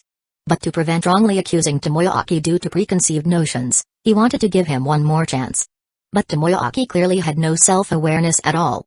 Utaha-senpai and Ariri, of course everyone is together to make the best gal game. Seemingly to prove the correctness of his words, Tomoya habitually stood up again, accompanied by some intense physical gestures and loud shouts, wanting the crowd to agree with him from the bottom of their hearts. But how much of this loud voice was to cover up his own lack of confidence? Sosuke felt that even he probably didn't believe his own nonsense. Moreover, this way of not caring about others at all instantly attracted the attention of everyone in the shop. Of course, this also included the other girls from Toyogasaki. That really is Kasumijoka-senpai. And that diplomat's daughter, Ariri Spencer Sawamura. I didn't expect the two of them to have this kind of relationship with the otaku. A girl with a short ponytail and some freckles on her face pointed and whispered with several companions around her. One of the girls secretly took out her phone. Kitahara Sosuke noticed the actions of the girls over there. The training and meditation had made his five senses sharper than ordinary people. But he didn't say anything, he didn't want to remind these people. He looked back at the boastful Tomoyaki in front of him. You are really quite disgusting, Sosuke said coldly. This time, he was genuinely angered by this guy. This time, hearing Tomoyaki's answer, Utaha Kasumijoka and Ariri surprisingly remained silent. Kitahara Sosuke also stood up. Tomoyaki wanted to increase his momentum through this method, and Sosuke chose to indulge him. In front of the sturdy Kitahara Sosuke, Tomoya looked as weak as a thin child, the absolute weaker party. This was the most direct visual feeling from the people watching what was happening here. Tomoyaki, in my opinion, you are a very standard male protagonist in a gal game. You choose your favorite heroine while making the main storyline of the game. If you have the ability to hook up with women, that's your skill. Even if you freeload, honestly, it doesn't have much to do with me. I don't have much right to criticize you. Kitahara Sosuke's face was still expressionless at first, but as he spoke, his eyes narrowed slightly, and then. But after using the little feeling Sawamura and Kasumijoka have for you, making them join the club as free labor to help you make your game. You're still not satisfied and want to drag Kato-senpai into your love game. I'm already restraining myself by not punching you. He grabbed Tomoyaki's collar and, with one hand, yanked the other towards him as if he were lifting cocoa. Kitahara Sosuke was really angry. His actions naturally startled Ariri, Utaha, and Megumi. The few of them quickly stood up, but Sosuke forcibly stopped before they could react. Just like he said, he didn't plan to actually hurt this guy. Otherwise, Tomoyaki would have become Hayato-kun's neighbor long ago. Tomoya-kun, are you alright? The upperclassman and Ariri didn't bother scolding Sosuke but quickly became concerned about Tomoyaki's well-being. Kitahara, things aren't that serious, are they? Megumi also proactively stepped forward, holding one of Kitahara Sosuke's hands to stop him, while also saying this with worry. Due to certain reasons, she wasn't disappointed in Sosuke because of his uncontrolled behavior towards Tomoya. However, she really didn't expect Sosuke, who usually seemed quite composed, to have such a big reaction this time. Kato-senpai, although you've been classmates with him for a long time, I'm afraid that until today, you haven't understood Tomoya-kun's rich emotional life, have you? Kitahara Sosuke smiled thinly, indicating that he was very calm, and then continued to point the finger at Tomoyaki. Look, Aki is much more capable than you, his classmate, imagine. He's still playing dumb about the question just now. Cough cough. Why say such excessive things? I really just wanted to invite Kato to make my ideal game together. All those things you said, Kitahara, are your misunderstandings. Tomoyaki coughed twice, still unwilling to give up, trying to convince himself like he was hypnotizing himself. His words made Kitahara Sosuke, whose face was cold, narrow his eyes, completely losing all psychological burden of bullying this person. The two girls looked at Tomoya again with nervousness, and only relaxed after realizing he didn't seem to be injured. Although Tomoya-kun is a fickle scumbag, the one thing that can't be denied is his passion for gal games. Utaha Kasumijoka looked at Sosuke with her beautiful red eyes, which had become very unfriendly. The voice she had heard on the phone earlier had already proven that the other party was not a good person, and she regretted her previous thoughts. That's right. Your malicious slander against Tomoya is just too much. Ariri also stomped her foot angrily, wanting to stand up for her childhood friend. Then, just as she wanted to continue accusing Sosuke of something. You two simps, shut up. Feeling annoyed, Kitahara Sosuke casually tossed out a sentence, triggering a series of adverse reactions. Simp. Are you talking about me? The incomprehensible Ariri was directly stunned. Utaha Kasumijoka's body also froze instantly upon hearing the other party's address to her. The way Japanese people argue is very simple, just those few phrases back and forth. Upon suddenly hearing the vocabulary translated by Kitahara Sosuke, even she didn't react for a moment. But after all, she was a famous talented woman, and her mind quickly turned over. Her chest rose and fell with anger. Enough. A cold voice, and Utaha Kasumijoka, who had quickly finished thinking, had regained her composure. Her wine-red eyes stared intently at Sosuke's face, as if she wanted to swallow him whole. Alright, Kitahara-kun. Regarding what you think of Tomoya-kun's thoughts, please share your brilliant insights. I'm very interested in your answer. Utaha Kasumijoka started shaking her leg at a very high frequency, and it was obvious at a glance that she was forcibly suppressing her anger as she said this. But she probably knew the answer. Did she realize after this drama that things probably wouldn't go as smoothly as she had initially anticipated with the club, so she wanted to call it out early? But Sosuke didn't care about such troublesome matters. He had already achieved his main goal for coming here, which was to prevent Megumi Kato from being lured away by Tomoya. Everything else was secondary. The girls from Toyogasaki not far away were watching this side with unblinking eyes, seemingly completely captivated by what was happening here. I refuse.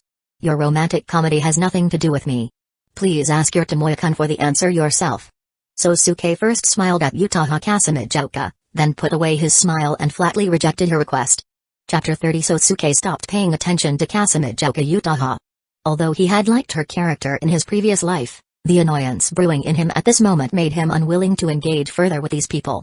He had no interest in continuing the argument. From the very beginning, Sosuke had never intended to use the power of words to defeat Tomoya and easily subdue the enlightened Utaha and Ariri. As he had mentioned earlier, his identity was just that of a stranger, and they weren't even friends.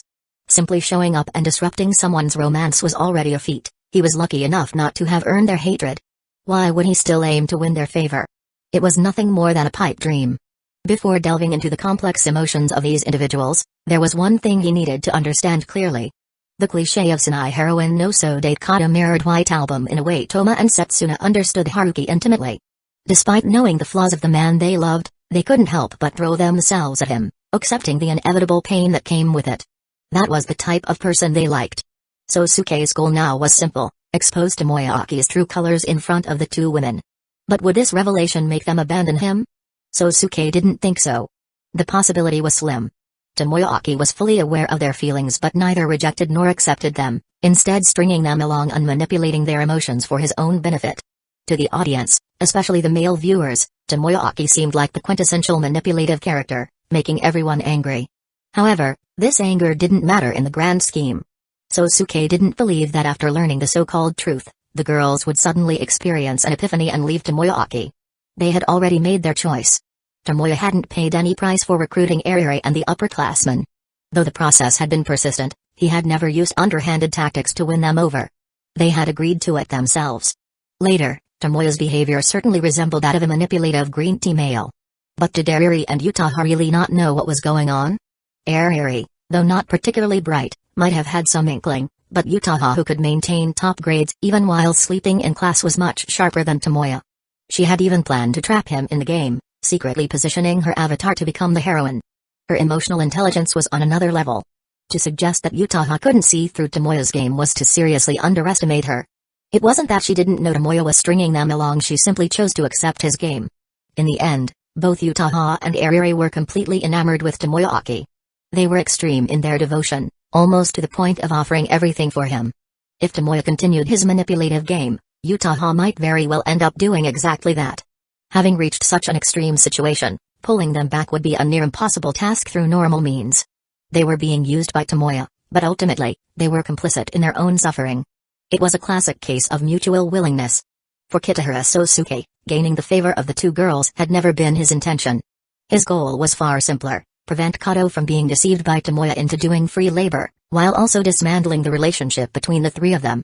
That was enough. However, watching Tomoyaki lie without hesitation, and seeing Utaha, whom Sosuke had admired in his previous life, pretend not to notice, only made him more irritated. He pushed down the urge to act. There was no point in making a move here. It would only serve to vent his frustrations, and it wouldn't wake the two women up. Sosuke called for the waiter, preparing to leave. Wait. It was Kasumijoka Utaha's voice, filled with dissatisfaction. I have nothing more to say to you. Sosuke replied, his back turned to her, his tone cold. But Utaha wouldn't let it go. Her elegant neck arched, and though her anger simmered beneath the surface, she still managed to maintain a calm tone. After saying so many inexplicable things and even getting violent with Tomoya-kun, do you think you can just leave without an explanation? Sosuke remained silent for a moment before turning around, his expression still icy. He fixed his gaze on Utaha. That's the funniest joke I've heard all year. Kato had quietly approached Sosuke's side, and now, standing beside him, Sosuke maintained his cold expression, making it impossible for Utaha to read his thoughts. Kasumijoka Utaha, you should be different from Sawamura over there. Different in what way? Ariri snapped, stepping between the two of them. Sosuke ignored her completely. He focused his attention on Utaha, his voice unwavering as he asked her directly, playing dumb, is it really so entertaining for you, senpai? Kasumijoka Utaha's mind raced as she realized exactly what Sosuke meant. She quickly composed herself, though her face betrayed a momentary unease. I'm playing dumb. What do you mean, Kitahara-kun? Her voice was now laced with an unnatural calm, her eyes instinctively avoiding Sosuke's gaze. She looked down at the floor but forced herself to meet his eyes once again, countering his question with one of her own. Sosuke looked at the bill handed to him by the waitress, took out some cash, and sent the flustered girl away. Afterward, he turned back to Utaha, whose face he had admired so much in his previous life. Senpai, you're an incredibly talented person. At Toya Inazaki High School, and even in university, you'll have no trouble getting recommendations, will you? Wherever you go, you'll be the center of attention. But you've degraded yourself to becoming one of the backup options in Tomoya-kun's little game. And you know it. Yet, you willingly allow your feelings to be used, playing along with his game. Sosuke's gaze softened, but it was still filled with pity. I find that both sad and pathetic. Kasumijoka Utaha's fists clenched in anger, her face flushing with emotion. She had never felt so furious before. Yet, after the anger passed, A cold calm settled over her, and she seemed to pale slightly. Chapter 31 Kitahara Sosuke utterly loathed Tomoyaki. Even if the upperclassmen and Dariri were ordinary passerby characters who didn't strike his mo points, Sosuke didn't want to make things easy for this guy. The way to stop Kato was simple. Although Megumi was a girl who was somewhat attracted to looks, and Tomoyaki, when he took off his glasses, had the standard handsome male protagonist setting, Megumi was just someone who appreciated good looks, not a lovesick fool. At this time, Sosuke, still as a friend, had more influence. As for the remaining methods to discuss Tomoyaki, Kitahara Sosuke planned to be direct. Talking would only waste his own saliva. It was much more convenient to take direct action and cause trouble for this guy. Publicize Tomoyaki's affairs and let him face the judgment of the masses. This was Sosuke's plan. The upperclassmen and Dariri simped for Tomoya with relish, while Tomoya acted like a total jerk without any self-awareness. The few of them were immersed in their own romantic game, not noticing anything was wrong. But if others knew about their situation, there was no doubt they wouldn't find it normal. Just like the masses online, countless readers and authors sympathized with the two girls, desperately putting countless green hats on Tomoya. There was a reason he became the king of green hats. Tomoyaki's actions, once exposed, would definitely not be liked by many people.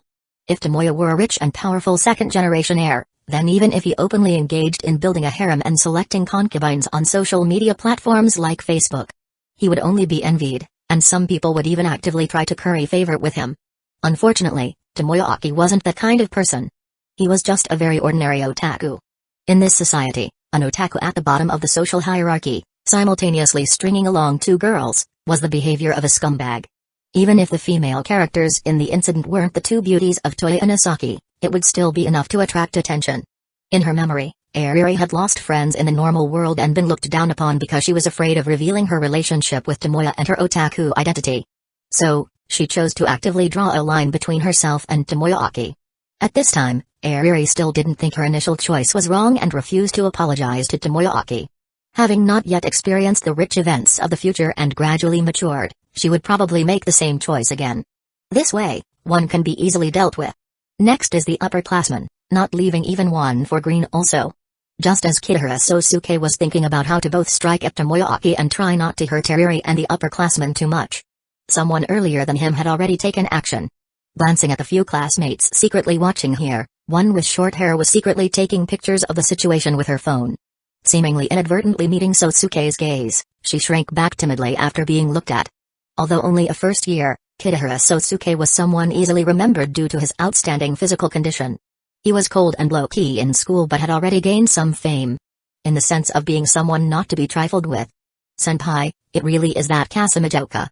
She and the second-year Sawamura both have a very close relationship with the otaku who showed anime at the school festival. Ami, please tell me the details of what happened. Oh right, after this, let's go to the new cake shop on West Street together. Hearing the upperclassman's promise, finally getting a response after simping for so long, the short-haired girl was very excited and instantly began to embellish the story. It seems that otaku was two-timing and still wasn't satisfied, and went to provoke someone else's boyfriend. The other person was that particularly tall first-year boy. Kitahara Sosuke. The baseball club upperclassman said that name. Why yes. The girl's phone contained a series of such messages, along with a few poorly angled photos. And the recipient was her third-year upperclassman in the baseball club, who had a crush on but no courage to confess to, and could only act as one of her backup options. The person that upperclassman liked was naturally Utaha Kasumijoka. And he was just one of the many suitors of Utaha and Ariri. Also, the person attracting the attention of these somewhat gossipy Toya Inazaki Academy girls towards the upperclassmen and Dariri wasn't Kitahara Sosuke, but Tomoyaki. Because Tomoyaki himself kept making noise, and his voice was very loud, making it impossible for others not to notice what was happening here. And this coffee shop was near the school, so the probability of classmates appearing was quite high. Let's leave aside what was happening over there for now. Let their love game continue slowly. Kato, let's go. Ignoring Tomoyaki, who still wanted to continue arguing, and Utaha, whose face was unnaturally pale, Sosuke, a regular customer, silently paid the bill, intending to leave just like that. Wait, Kitahara, Kato. Tomoyaki still wanted to make a final struggle. Megumi's lively eyes looked at him quietly. Actually, because Tomoyaki was quite good-looking, Kato still had a pretty good impression of him. But as expected, the opinion of a friend was more important. Moreover, she had something she wanted to talk to Sosuke about alone. Kasamijoka-senpai, Sawamura-san, and Aki, goodbye. Kato said politely, then turned around without any hesitation and followed Sosuke closely as he left. Please wait, Kato-san. Tomoyaki didn't have time to care about the disappointed upperclassman and the angry Ariri beside him. Amidst their loser-like gazes, he hurriedly rushed forward, wanting to grab the girl who would no longer have any connection with him. Moreover, he had a premonition that if he gave up on Kato Megumi now, not only would the club he had just established end here, but he would regret it for the rest of his life. But Tomoyaki's movements froze under Kitahara Sosuke's cold gaze.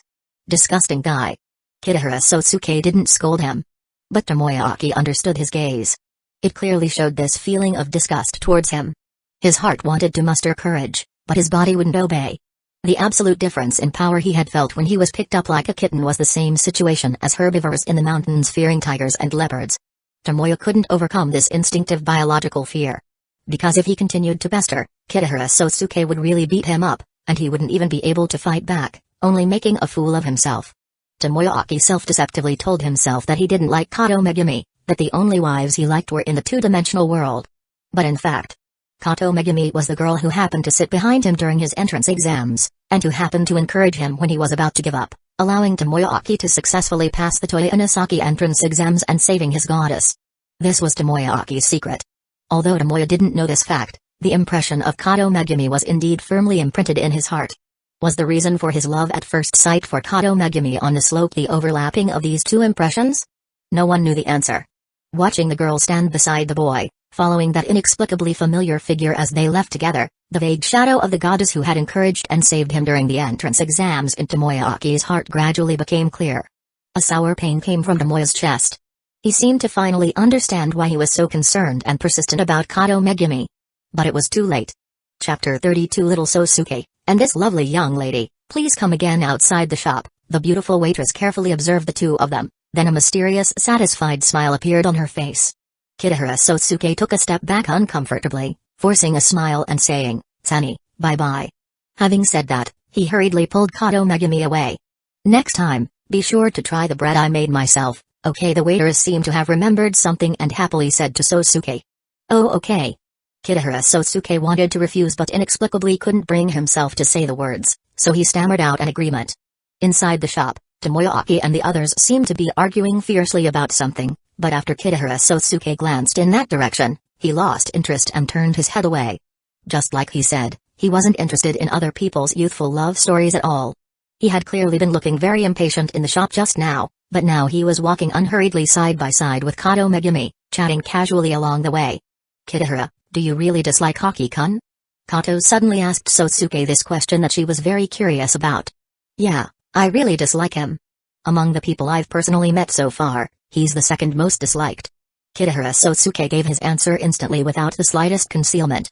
The person Sosuke disliked the most was Hayato-kun, someone who made him want to physically eliminate him without even thinking or hesitating. After all, Tomoyaki couldn't compare to Hayato-kun. Otherwise, Sosuke would have already set a trap for Tomoya and sent him to accompany the very mature Hayato-kun. Such a method wasn't difficult for him. In addition, the perverts on the train didn't disgust him much because they were unfamiliar, and Sosuke had quite enjoyed beating them up at the time, venting his anger, so they didn't disgust him much. Hearing Kitahara Sosuke's answer, Kato slowly stopped, nodded slightly, and lowered her eyes. She twirled her bangs with 2 fingers, revealing a somewhat embarrassed look. "I'm sorry for making you chat with someone you don't like." She didn't ask Sosuke the reason for disliking Tomoya, but directly expressed her apology softly. "Don't say that. But if he comes to bother you again in the future, be sure to come find me again." Kitahara Sosuke said this. Since Kato didn't ask, he didn't want to discuss that guy Tomoyaki in front of this girl either. Kato Megumi didn't respond to Sosuke's words but raised her head and stared intently at Sosuke, a worried expression appearing on her face at some point. "By the way, Kitahara, is your body alright? Are you hurt?" Her words stunned Kitahara Sosuke, who didn't quite react. "Why would I be hurt? I didn't actually fight Tomoyaki." The only out-of-line action in the shop just now was that after Tomoyaki played dumb, he couldn't help but yank him forcefully, but he immediately restrained his anger and let go of him. And how could Mayor Tomoya hurt him? Kato looked at Sosuke's bewildered expression and couldn't help but sigh softly. This. Her lips pouted ever so slightly, to the point where ordinary people wouldn't notice at all. Kato leaned forward and held her phone up to a height where it was easy for Kitahara Sosuke to see. Her somewhat clumsy cuteness made Sosuke's eyes widen slightly. After seeing Kato's slightly displeased expression, he finally shifted his attention to the phone screen. After taking a look, Sosuke couldn't help but pick up Megami's phone and flip through it page by page. A popular post on a certain forum showed a tall young man seemingly chasing after and hitting several adults. Initially, the comments below the article were all keyboard warriors denouncing Kitahara Sosuke for bullying others with his physique. Some of the words were quite harsh, since there was no responsibility for online speech. But later, someone who seemed to be at the scene revealed the truth and posted photos of the policemen arriving. Only then did everyone realize that Kitahara Sosuke was actually helping the detective subdue a pervert. So the public opinion below took another turn. Gone was the indignant denunciation, and everyone started praising the young men in the photos. These guys, they were all silent on the train, but the speed of this kind of thing is so fast. Kitahara Sosuke felt a bit annoyed seeing this post. He didn't want to become famous. Although black bars were placed over the faces of several people, anyone familiar with them could recognize the identities of the people involved at a glance. In daily life, people as tall as or taller than Kitahara Sosuke weren't non-existent, but the rugged lines of his body were full of masculine aura, making him look like he had walked straight out of a Hong Kong comic or a Dragon Ball scene. He stood out like a sore thumb compared to the ordinary people around him. For example, Kato, who had a phone addiction, immediately recognized his identity. Kitahara-kun always likes to act so recklessly. What if something unexpected happens? Don't be so stubborn. Kato Megami subconsciously straightened up a little, trying to appear taller and more imposing, then lectured Sosuke like a grandmother. Kitahara Sosuke smiled, listening to Kato's nonsense, feeling his heart soften. Kato was still talking to herself. She hadn't actually paid much attention to Tomoyaki's affairs in the coffee shop because she was too shocked by what Sosuke had silently done. Seeing Sosuke's face with a black bar over it, Kato, who didn't believe that the junior would bully others for no reason, tried hard to argue with the keyboard warriors on her phone. However, the sharp words of the keyboard warriors made the lonely and helpless Kato very unhappy. It wasn't until the truth was revealed by a bystander that she could finally feel vindicated. The incident proved that Kato's trust was not misplaced. Sosuke had not bullied the passengers on the train without reason. Kitahara, if your aunt and uncle in Europe knew about this, they would also be worried, wouldn't they? They wouldn't worry about this kind of thing. They'd only worry about me not being able to find a wife in the future. Thinking of the days after graduation when he was being pressured to get married, Sosuke raised an eyebrow and couldn't help but mutter softly. What? Kato vaguely didn't hear what the other person said and asked curiously. Just as he was about to speak, the streetlights on both sides cast a faint light. In just an instant, even the air seemed to cool down a bit.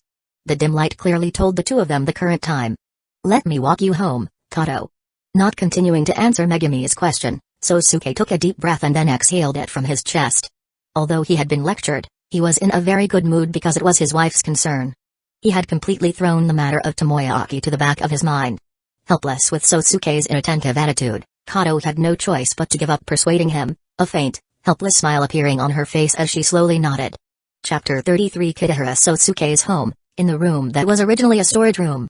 During the time his parents were away, he had secretly transformed it into a place convenient for exercising.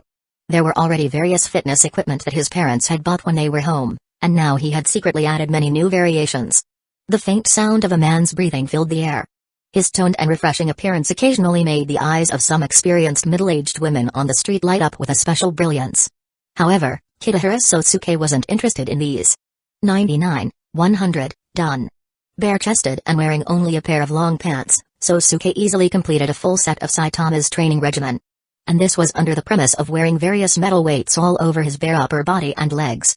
The weight exceeded 70 kilograms, an exaggerated number. If it were in his previous life, with Kitahara Sosuke's current physical fitness, he could completely try to become an athlete and easily win various world championships, breaking all sorts of world records. But here, he was still far from the monster like Makoto Kigaku who could lift an out-of-control bread truck. He needed much more effort to achieve his goal.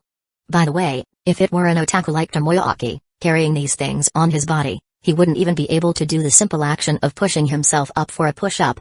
And for Sosuke at this moment, if he didn't wear something on his body, he doubted that this little bit of exercise would have any meaning for him. Even now, he had only broken a slight sweat, and the feeling of muscle soreness wasn't very severe. If there's no soreness, it probably won't have any training effect, right? It's about time to give up this method. No, the 3-year limit hasn't arrived yet, wait a bit longer.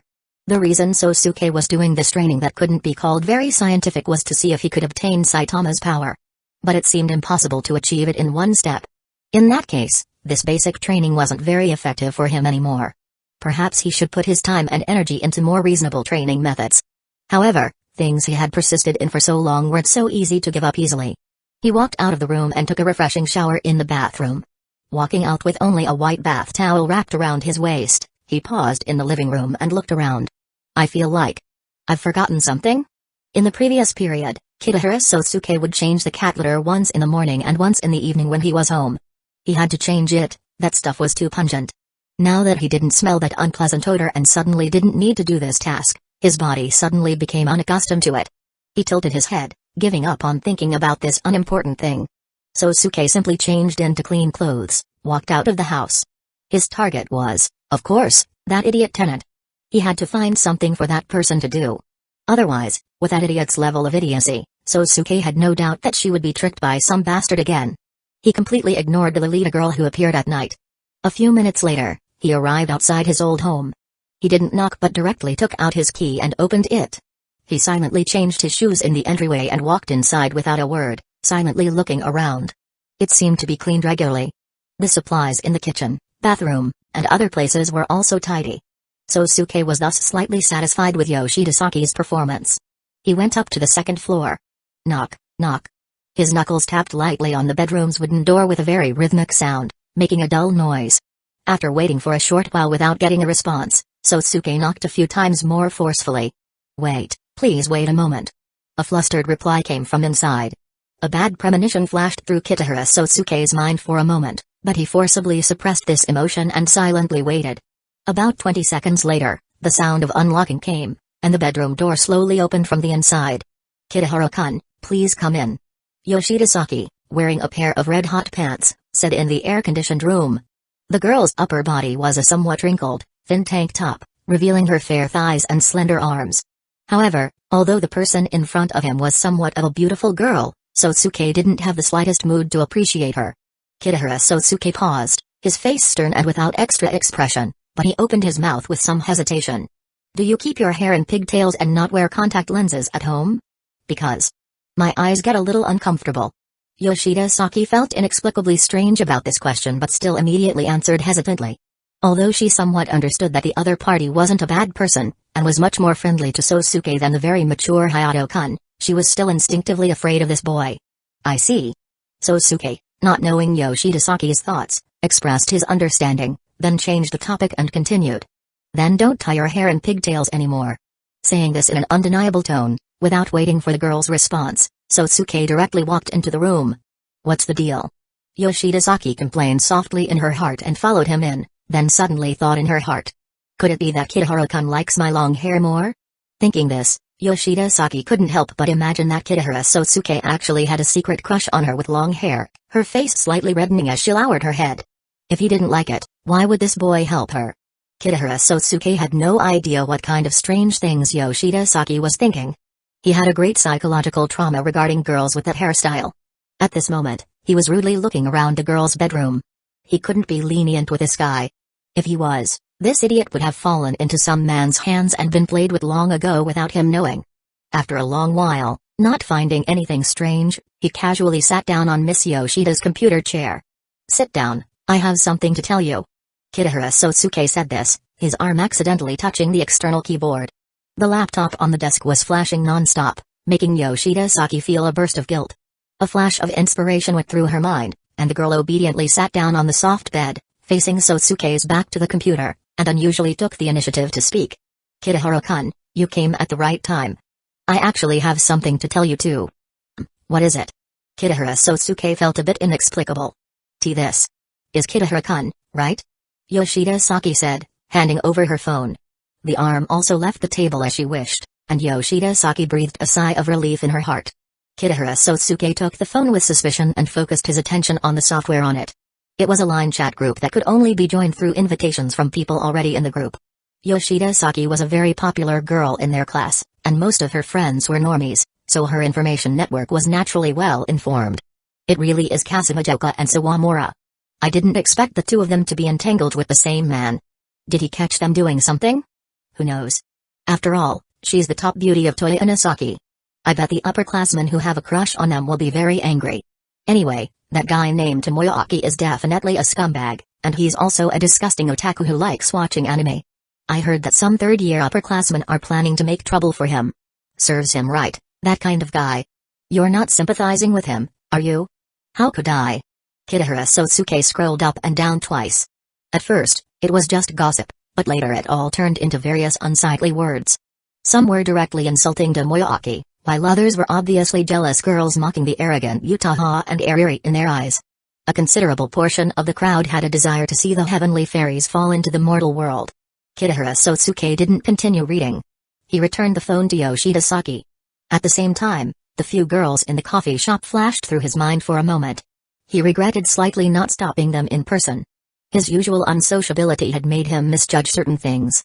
If Yoshida Saki hadn't taken the initiative to tell him about this, he might not have known for a long time.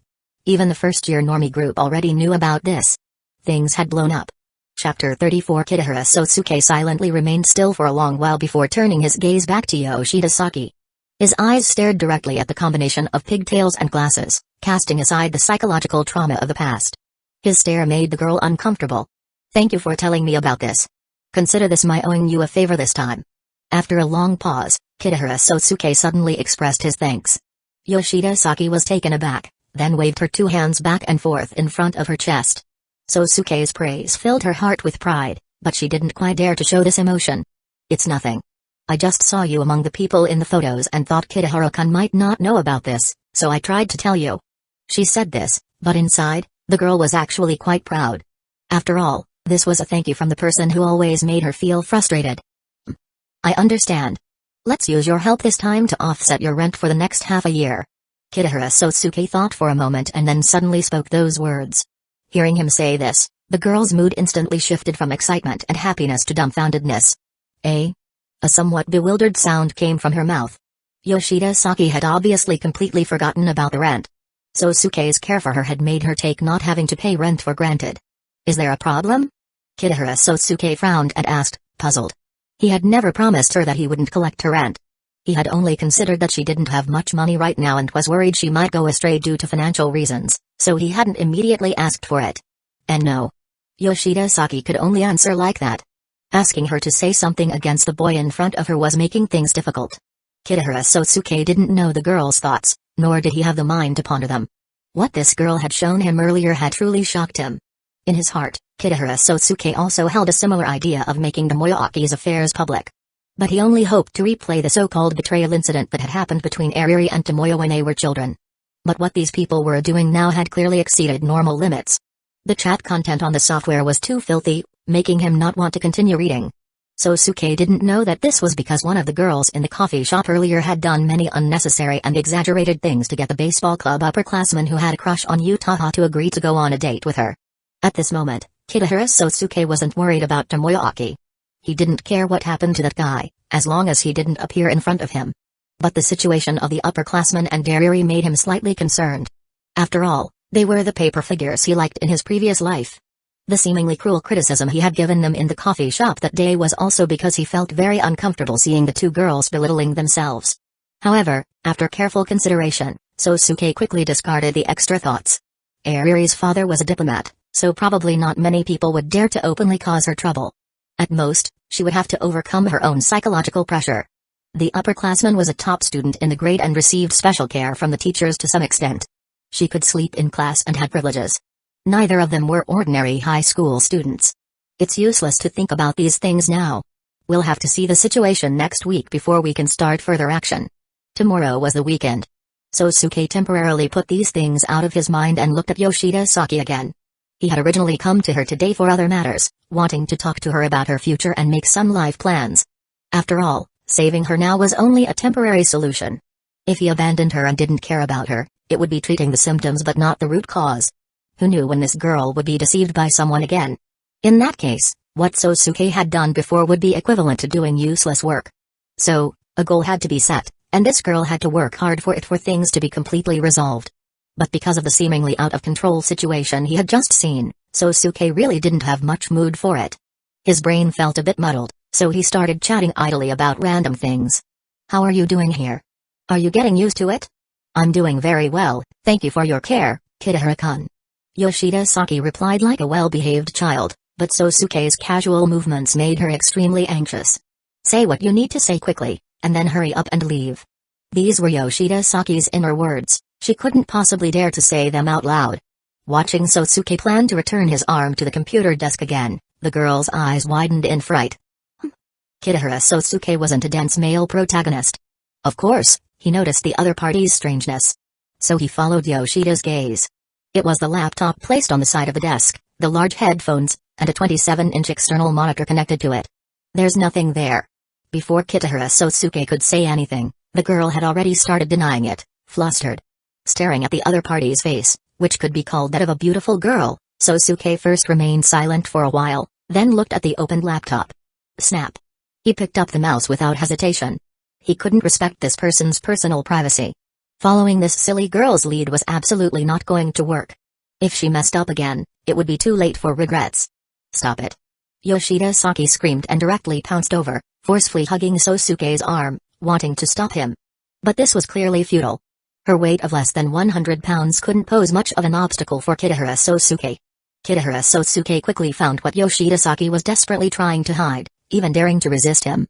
"Honey," a magnetic male voice, and a male character illustration with an overly beautiful art style that Kitahara Sosuke couldn't appreciate. Although Sosuke hadn't played it, he knew what this was. An at-home game. Speaking of which, he had smelled a strange odor when he first entered this room. It was probably Miss Yoshida. That's right, Yoshida Saki was a hardcore otaku, comparable to Tomoko Kuroki, the ultimate loser woman. Sosuke's mouth opened, but he didn't know what to say, so he could only close it again. As long as it didn't hinder others, he expressed understanding for other people's hobbies, but... Looking at the girl hugging one of his arms, her face red, silent, and looking like she was about to cry. "Get some rest, Hurley."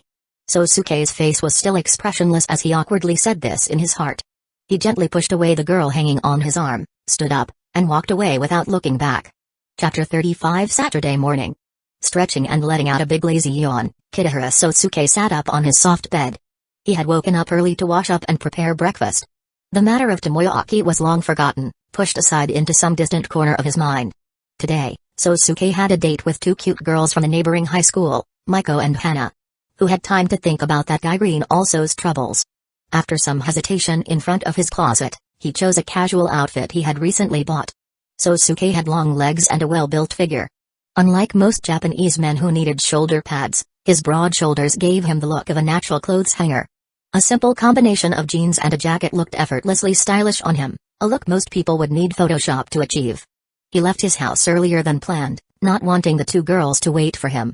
Standing near a crepe shop on the street, Sosuke scanned his surroundings, occasionally glancing at his phone for unread messages. Just then, 3 high school girls walked by across the street. "Damn it, I really want a rich and handsome boyfriend." The girl on the far left, dressed in denim shorts, her blonde hair dyed and her tall, dark-skinned figure catching attention, yawned loudly, venting her frustration to her companions without a care for her image. "But Anna, didn't you just hook up with a good guy last month?" One of her friends, a beautiful girl with long black wavy hair, asked. She was dressed in a pure white dress and light blue heels, with a black bag slung over her left shoulder, giving off an innocent, pure impression at first glance. At school, she was revered as a goddess by the boys and had a total of 5 daddies outside of school. That guy from medical school. He just looked good on the outside, but he was completely useless. "I broke up with him last night." The dark-skinned girl, who had a bit of a delinquent vibe, yawned and replied, rubbing her eyes where dark circles despite heavy makeup were still visible. Hey, Anna, look over there." The third girl, a cute girl with orange side-swept short pigtails and a petite frame, suddenly grabbed the others, her eyes shining. The 3 of them followed her gaze. "He's so tall, and his figure is amazing. Is that person a magazine model?" The black-haired girl also widened her eyes, looking Sosuke up and down.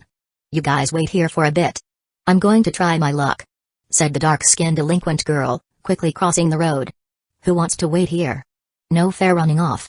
The other 2 expressed their dissatisfaction, then followed her across the street.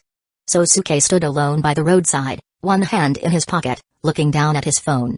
He had just received a message from one of the two girls saying, "Almost there." Before he could think more, a voice broke his focus. "Hey, mister, are you alone? Want to hang out with the three of us?" Sosuke glanced down at the dark-skinned girl, who was quite pretty, then answered curtly, "No." He attempted to move away, but the blonde girl and her two companions blocked him. "Don't be so cold. Tell us your name, and let's exchange phone numbers?" "Yeah, give us a reaction." "This is so boring." The three girls refused to let him go. Sosuke could feel the veins in his temples throbbing. He had encountered similar situations when he still went to the gym 3 months ago. Just then, a voice called out to him, snapping him out of his unpleasant thoughts. "Sosuke-kun. Sorry to keep you waiting, Sosuke."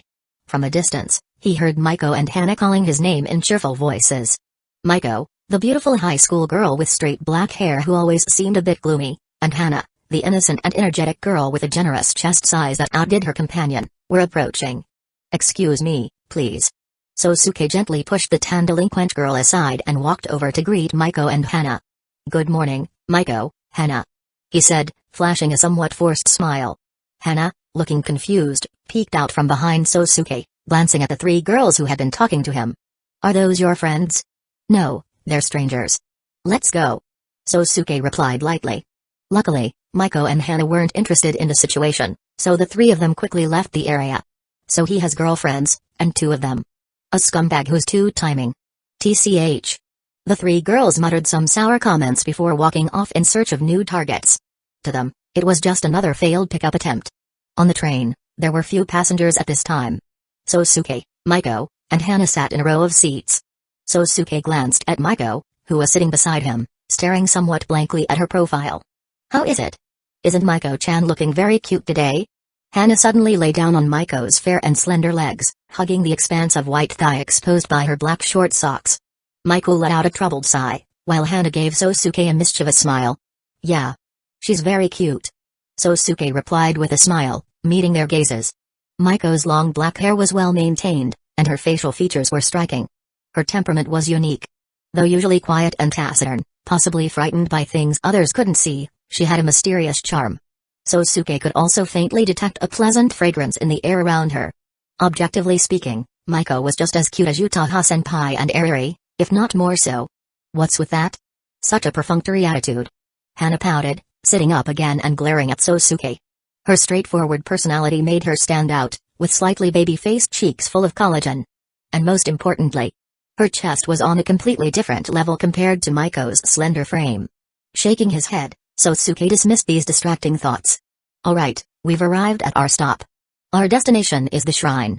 Sosuke stood up, looking out the window at the scenery. It felt like only 2 days had passed, yet Maiko's complexion had seemed to worsen. He couldn't help but feel concerned, unsure of what had happened. "I hope that old woman was telling the truth. I hope this shrine really can help her." Sosuke looked at the navigation location on his phone, hoping this was true.